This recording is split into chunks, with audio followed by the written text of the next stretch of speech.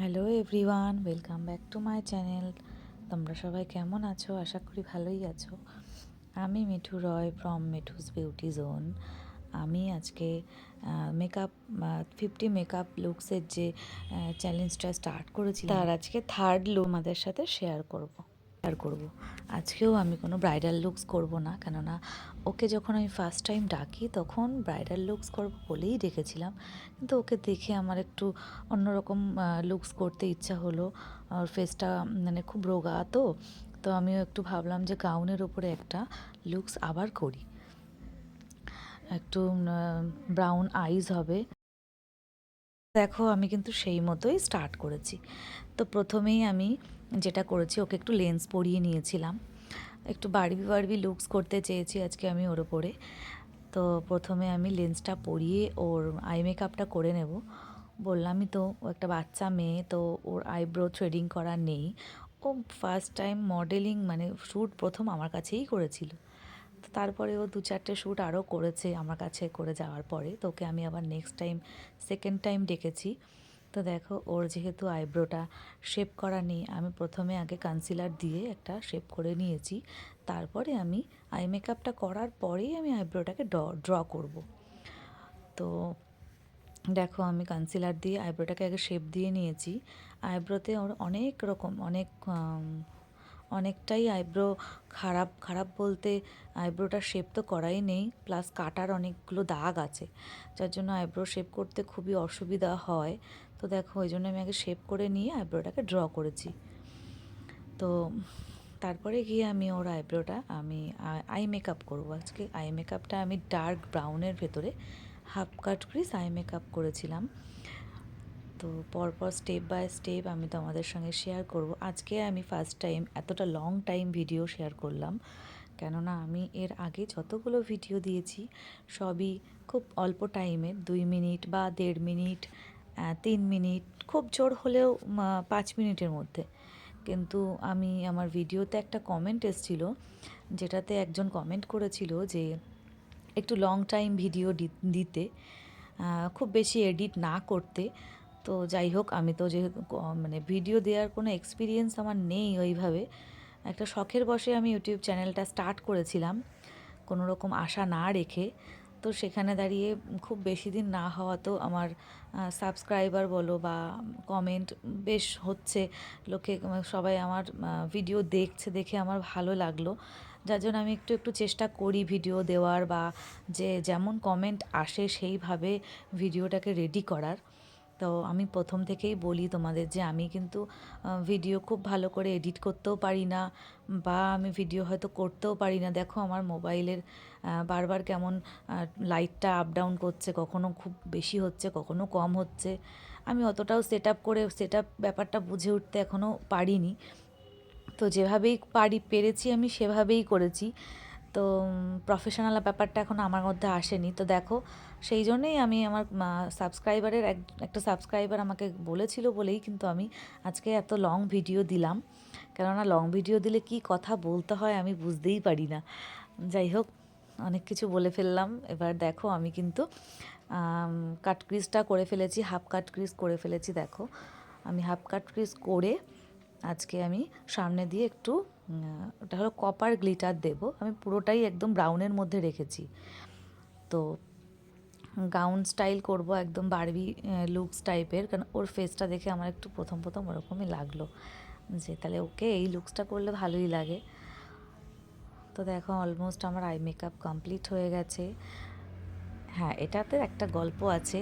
আমি যখন প্রথম আমি মেকআপটা কমপ্লিট করার পর আই মেকআপ করে ওর নিচে যখন আমি হোয়াইট কাজল দিয়েছি ওর চোখটা একটু বড় দেখানোর জন্য, আইল্যাশ পরাইনি, মেকআপ আমার কমপ্লিট হয়নি। তো আমি ফেসবুক লাইভ করেছিলাম, করি আমি প্রত্যেকটা ভিডিওতেই, মানে সরি প্রত্যেকটা শ্যুটেই আমি ফেসবুক লাইভ করি।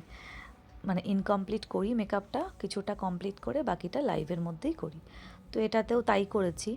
তো আমি যখন প্রথমে লাইভে বসাই, তো লাইভে ঢুকেই একজন আমায় কমেন্ট করলো যে চোখটা ভূতের মতো লাগছে। শুনেই না আমার মানে কমেন্টটা পড়েই আমার মনটা খুব খারাপ হয়ে গেল যে তাহলে কি লুকসটা করে ভুল করলাম।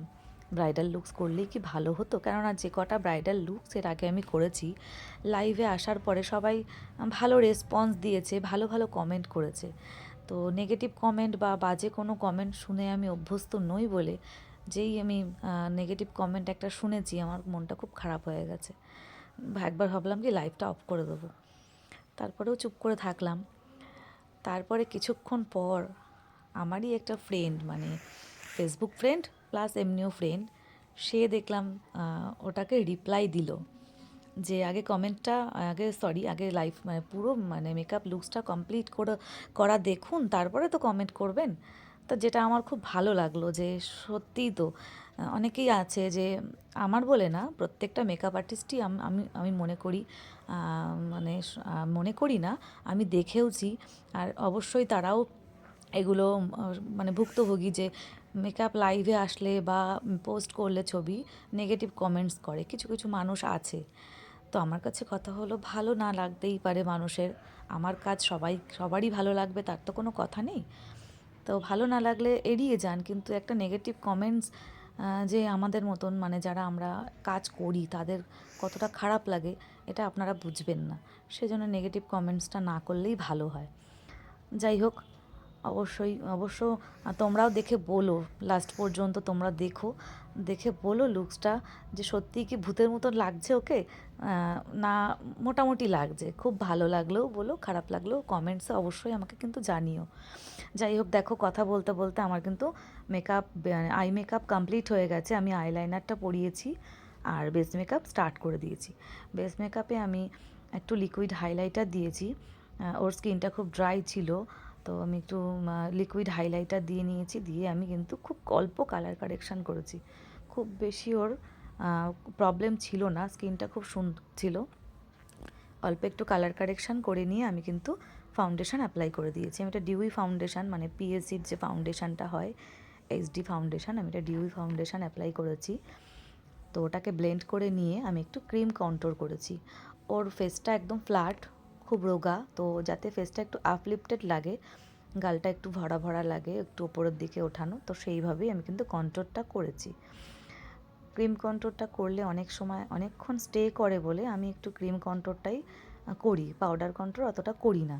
কারণ আমার নিজের পার্সোনালি পাউডারি ব্যাপারটা পছন্দ নয়, একটু ডিউই ব্যাপার থাকবে, ন্যাচারাল ব্যাপার থাকবে, আমি সেটাই নিজে পছন্দ করি বলে আমি ক্রিম কন্ট্রোলটাই বেশি করি। পাউডার কন্ট্রোলও করি, কিন্তু এখন গরম সিজন আসছে, ক্রিম কন্ট্রোলটা অবশ্যই অ্যাভয়েড করে যেতে হবে। গরমে অতটাও ক্রিম কন্ট্রোল ইউজ করা যায় না, তখন বেশিরভাগ পাউডার কন্ট্রোলই করতে হয়। যাই হোক, দেখো আমি কন্ট্রোলটাকে ব্লেন্ড করা স্টার্ট করে দিয়েছি। কন্ট্রোলটা আমি ব্রাশ দিয়ে ব্লেন্ড করছি, তোমরা যারা ব্রাশ দিয়ে করতে অভ্যস্ত নও বা পছন্দ করো না তারা ব্লেন্ডার দিয়ে করো। আমার কাছে যেন ব্লেন্ডার দিয়ে করলে বেশি ছড়িয়ে যায়, তাই জন্য আমি ব্রাশ দিয়ে ক্রিম কন্ট্রোলটা ব্লেন্ড করি। ক্রিম কন্ট্রোল বা তোমার ব্লাশারও অনেক সময় আমি ব্লাশ দিয়েই করি ব্লেন্ড, ওটা আমার সুবিধা হয়। তোমার যেভাবে সুবিধা হয় তোমরা কিন্তু সেভাবেই করো। হ্যাঁ, ক্রিম কন্ট্রোলটা কিন্তু খুব কম দামি একটা কন্ট্রোল, মানে কম দামি বলতে রিজনেবল প্রাইসের ইনসাইড কসমেটিক্সের একটা কন্ট্রোল স্টিক। এটা মানে রিজনেবল প্রাইসের মধ্যে ভালোই আছে, আর দামির মধ্যেও তোমরা অনেকগুলো পেয়ে যাবে। এটা আমি ইউজ করি, ভালোই ব্লেন্ড হয়। যাই হোক, দেখো আমার হয়ে গেছে অলমোস্ট, কন্ট্রোল ব্লেন্ড হয়ে গেছে। আমি এবার হাইলাইটগুলো ব্লেন্ড করব। হাইলাইটটা করেছি আমি পিএসিরই একটা পট কনসিলার দিয়ে, যেটার শেড নাম্বার হলো সাহারা। এটা মিডিয়াম টু ফেয়ার সব স্কিনেই চলে যায়, একটু ইয়েলো টোনের মানে ইয়েলোর কালারের টোনের কনসিলার। তো দেখো আমার কমপ্লিট হয়ে গেছে। এবার আমি পাউডার বেকিং করে আমি নিচের একটু একটা হালকা পিঙ্ক কালারের আইশ্যাডো দিয়ে একটু ব্লেন্ড করে নিয়েছি নিচেতে। খুব বেশি নিচে তো কাজল দেবো না, আর একটু হোয়াইট কাজল আমি অ্যাপ্লাই করেছি। এই পজিশানে এসেই কিন্তু আমি লাইভটা করেছিলাম। তো তোমরা দেখে বলো এখানটায় কি ওকে ভূতের মতো লাগছে। দেখো, তারপরে আমি ওকে লাইভে বসিয়ে ওর হেয়ার করেছি প্লাস ওর চোখটা সব কিছুই কমপ্লিট করেছি আমি লাইভের মধ্যে। তো এটা লিপস্টিক দেওয়ার টাইমে এই শ্যুটের ক্লিপটা আমি অন্য ফোন থেকে নিয়েছি, ওই জন্য একটু অন্যরকম দেখতে লাগছে। তো তোমরা কিন্তু দেখে বলো অলমোস্ট ওর লুকসটা কেমন লাগছে। আমি যেটা করতে চেয়েছিলাম, একটু হালকা একটু পুতুলের মতন মেয়েটাকে, ওকে দেখে আমার ওরকমই লাগলো, তাই সেই রকমই একটা লুকস দিতে চেয়েছি। তো ওকে কি ওরকম লাগছে নাকি সত্যিই ভূতের মতন লাগছে, তোমরা অবশ্যই কমেন্টে আমায় জানিও।